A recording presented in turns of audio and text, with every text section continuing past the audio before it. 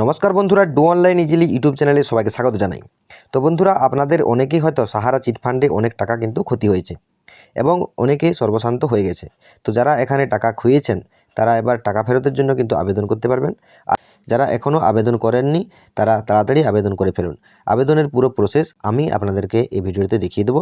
আর যারা আবেদন করেছেন তারা কিভাবে এই স্ট্যাটাসটা চেক করবেন সেটিও কিন্তু আপনাদেরকে জানিয়ে দেবো। তাই পুরো ভিডিওটি প্রথম থেকে শেষ পর্যন্ত দেখুন। আর ভিডিওটি ভালো লাগলে একটি লাইকের আশা রাখি। তার সাথে সাথে চ্যানেলটিকে সাবস্ক্রাইব করে রাখুন, যাতে আপনারা সমস্ত রকম সরকারি প্রকল্পের তথ্য এবং সরকারি চাকরির খবর সবার আগে পেয়ে যান। তো আপনারা অন স্ক্রিনে দেখতে পাচ্ছেন আমি একটি অফিসিয়াল ওয়েবসাইটে আছি। সেখানে আপনারা উপর দিকে দেখুন বলা হয়েছে CRCS সাহারা রিফান্ড পোর্টাল, অর্থাৎ এই ওয়েবসাইট থেকে কিন্তু আপনারা আবেদন করতে পারবেন এবং টাকা ফেরতের আপনারা স্ট্যাটাসটা কিন্তু দেখতে পারবেন।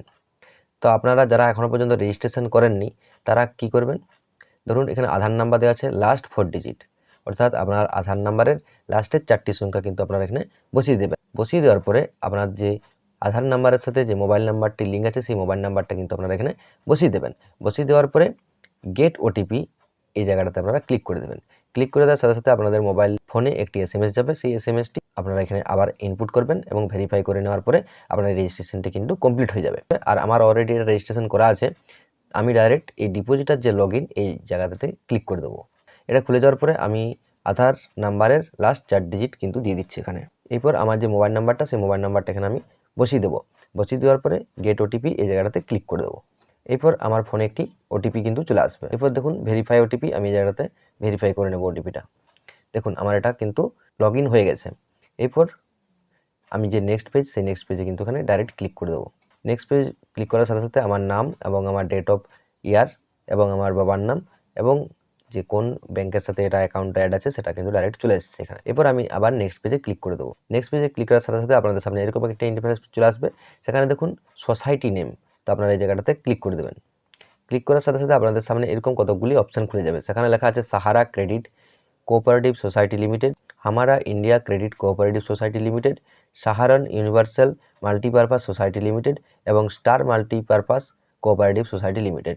তো আপনারা জোন চিটফান্ডে আপনারা টাকা রেখেছিলেন সেই চিটফান্ডের নামটা কিন্তু এখানে ক্লিক করে দিতে হবে। তারপরে দেখুন সেকেন্ড নাম্বার বলা আছে স্কিম নেম, তো সেখানে কোন স্কিমটি আপনারা নিয়েছিলেন, যখন এখানে টাকা রেখেছিলেন সেটা কোন স্কিমটা নিয়েছিলেন, আপনারা মাসে দিতেন না ইয়ারলি দিতেন, সেই প্রসেসটা কিন্তু এখানে দিতে হবে। ধরুন আমি একটা দিয়ে দিলাম। দিয়ে দেওয়ার বলা হচ্ছে মেম্বারশিপ নাম্বার, তো আপনারা যখন টাকা রেখেছিলেন আপনাদের কাছে নিশ্চয়ই কোনো কাগজপত্র থাকবে, সেখানে মেম্বারশিপ নাম্বারটা আপনারা কিন্তু পেয়ে যাবেন। সেই মেম্বারশিপ নাম্বারটা আপনাদেরকে কিন্তু এখানে বস করে দিতে হবে। এরপর অ্যাকাউন্ট নাম্বার, আপনার যে অ্যাকাউন্ট নাম্বারটা আছে সেই অ্যাকাউন্ট নাম্বারটা কিন্তু আপনারা বসিয়ে দেবেন। অ্যাকাউন্ট ওপেনিং ডেট, এই যে অ্যাকাউন্টটা খুলেছিলেন সেই অ্যাকাউন্টটা কত তারিখে খুলেছিলেন সেটা কিন্তু আপনাদেরকে এখানে দিতে হবে। এরপর বলা হচ্ছে ডিপোজিট কন্ট্রিবিউশন অ্যামাউন্ট, আপনি কত টাকা এখানে রেখেছিলেন ডিপোজিট করেছিলেন সে টাকাটা কিন্তু এখানে অ্যামাউন্টটা কিন্তু বসাতে হবে।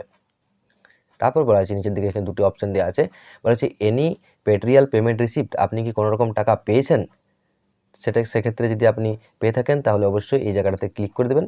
আর যদি না পেয়ে থাকেন তাহলে এটাতে কিন্তু কিছু করার দরকার নেই। তারপরে দ্বিতীয় নম্বর অপশান বলা আছে have you taken loan from society, আপনি কি কোনো সেই সোসাইটি থেকে লোন নিয়েছিলেন, সেক্ষেত্রে যদি নিয়ে থাকেন তাহলে অবশ্যই এই চেকবক্সটাতে কিন্তু ক্লিক করে দেবেন। ক্লিক করে দেওয়ার সাথে সাথে আপনাদের সামনে এরকম অপশানগুলো কিন্তু খুলে যাবে, কত টাকা লোন নিয়েছিলেন এবং কবার আপনি প্যাড করেছিলেন সেই জায়গাগুলো আপনাদের সামনে খুলে যাবে এবং সেটার ডিটেলসটা কিন্তু আপনাদেরকে PDF আকারে কিন্তু এখানে দিতে হবে। আর যদি না নিয়ে থাকেন সেক্ষেত্রে কিছু করার দরকার নেই, আপনারা যে অ্যাড ক্লেম এই অপশানটাতে কিন্তু ক্লিক করে দেবেন। এরপর দেখুন ক্লিক করার সাথে সাথে আপনাদের সামনে এরকম একটা ইন্টারফেস খুলে যাবে। এই পেজটাতে আসার পরে আপনারা এখানে দেখতে পাবেন বলা হয়েছে জেনারেট ক্লেম রিকোয়েস্ট ফর্ম, অর্থাৎ এই যে ফর্মটা এই ফর্মটা কিন্তু আপনাদেরকে ক্লেম করতে হবে। ক্লেম করার জন্য আপনারা জেনারেট ক্লেম রিকোয়েস্ট ফর্ম এই জায়গাটাতে ক্লিক করে দেবেন। ক্লিক করে দেওয়ার সাথে সাথে আপনাদের সামনে এরকম একটা ইন্টারফেস কিন্তু খুলে যাবে। খুলে যাওয়ার পরে দেখুন এখানে বলা হয়েছে নেক্সট অপশান, এই নেক্সট অপশানে আপনাদেরকে কিন্তু ক্লিক করতে হবে। তার আগে আপনাদেরকে বলি এই ফর্মটা কিন্তু আপনার যে অ্যাপ্লিকেশন ফর্মটা, অর্থাৎ আপনি যে ফিল আপগুলো করেছিলেন সেই ফিল আপের ডিটেলসটা কিন্তু এখানে চলে আসবে। এটা কিন্তু আপনাদেরকে কিন্তু ডাউনলোড করে রাখতে হবে। ডাউনলোড করে রাখার পরে আপনারা যে নেক্সট বাটনটা আছে নেক্সট বাটনে কিন্তু ক্লিক করে দেবেন। ক্লিক করে দেওয়ার সাথে সাথে আপনাদের সামনে এরকম একটা ইন্টারফেস খুলে যাবে। সেখানে দেখুন বলা হয়েছে ক্লেম অ্যাপ্লিকেশন ফর্ম, তো আপনারা যে ফর্মটা ডাউনলোড করেছিলেন সেই ফর্মটা কিন্তু আপনাদেরকে এখানে আপলোড করতে হবে। আপলোড করার পরে আপনার যে ডিটেলসগুলো ছিল, অর্থাৎ আপনি যখন চিট ফান্ডে টাকা রেখেছিলেন সেই সময় নিশ্চয়ই আপনারা কিছু কাগজপত্র আপনার কাছে ছিল, আপনারা যে অ্যাকাউন্টটা খুলেছিলেন এখানে আপলোড করতে হবে। এই অপশানটাতে আপলোডের যে অপশানটা আছে সেই আপলোডের অপশানটাতে আপনারা ক্লিক করে দেবেন। আপলোড অপশানটা ক্লিক করার সাথে সাথে আপনাদের সামনে এই নিচের দিকে নেক্সট বলে একটি অপশান আসবে, নেক্সট বা সাবমিট বলে একটা অপশান আসবে, সেই সাবমিট বাটনটা আপনারা ক্লিক করে দেবেন। আপনার কিন্তু সেখানে যে অ্যাপ্লিকেশনটা অর্থাৎ ক্লেম করার যে ডিটেলসটা সেই ডিটেলসটা কিন্তু চলে আসবে। সেই ডিটেলসটা আসার পরে আপনাদের ওই কাগজের মধ্যেই আপনার যে অ্যাকনোলেজমেন্ট স্লিপ, অর্থাৎ আপনি যে আবেদন করলেন সেই অ্যাকনোলেজমেন্ট স্লিপের একটা কিন্তু নাম্বার পেয়ে যাবেন। সেই নাম্বারটা কিন্তু আপনাদের পরবর্তীতে কাজে লাগবে এবং আপনারা এই কাগজগুলি দেখিয়েই কিন্তু সেই টাকাটা কিন্তু পরবর্তীকালে পেয়ে যাবেন। তো এটা গেল একটি ধাপ। এরপর যারা যারা আবেদন করে রেখেছেন তাদের জন্য কিভাবে আপনারা চেক করবেন যে আমার আবেদনটা করার পরে সেটি কোন পর্যায়ে আছে এবং কবে টাকা পাবো, সেটা স্ট্যাটাসটা কিন্তু আপনাদেরকে কীভাবে দেখবেন সেটাও জানিয়ে দিচ্ছি। তো দেখুন, আমি এটা নতুন পেজে একটা চলে আসলাম। সেখানে বলা হচ্ছে সাহারা রিফান্ড পোর্টাল রিসাবমিশন, অর্থাৎ যারা আবেদন অলরেডি করেছেন কিন্তু তারা এখনও পর্যন্ত টাকা পাননি তাদের জন্য কিন্তু আবার আবেদনের কিন্তু সুযোগ রয়েছে। তো তারা কিভাবে আবেদন করবে? তো দেখুন, এখানে বলা হয়েছে রিসাবমিশন লগ ইন। তো আপনারা এই জায়গাটাতে ক্লিক করে দেবেন। ক্লিক করে দেওয়ার সাথে সাথে আপনাদেরকে আগেই বললাম যে একটা অ্যাকনোলেজমেন্ট স্লিপ বা একটা অ্যাকনোলেজমেন্ট নাম্বার পেয়ে যাবেন। সেই নাম্বারটা কিন্তু আপনাদেরকে এখানে দিতে হবে। দেওয়ার পরে দেখুন ইন্টার ক্যাপচা, এই জায়গাটাতে আপনারা এখানে যে ক্যাপচাটা লেখা আছে সেই ক্যাপচাটা আপনারা এখানে নিচে সাবমিট করে যে ভ্যালিডেট এই অপশানটাতে কিন্তু আপনারা ক্লিক করে দিলেই আপনার পুরো স্ট্যাটাসটা কিন্তু আপনারা দেখতে পাবেন এবং আপনারা যদি চান সেক্ষেত্রে নতুন করে আবার কিন্তু আবেদন করতে পারবেন। তো এই ছিল আজকের ভিডিও। যদি ভিডিওটা আপনাদেরকে ভালো লাগে তাহলে অবশ্যই লাইক করে দেবেন।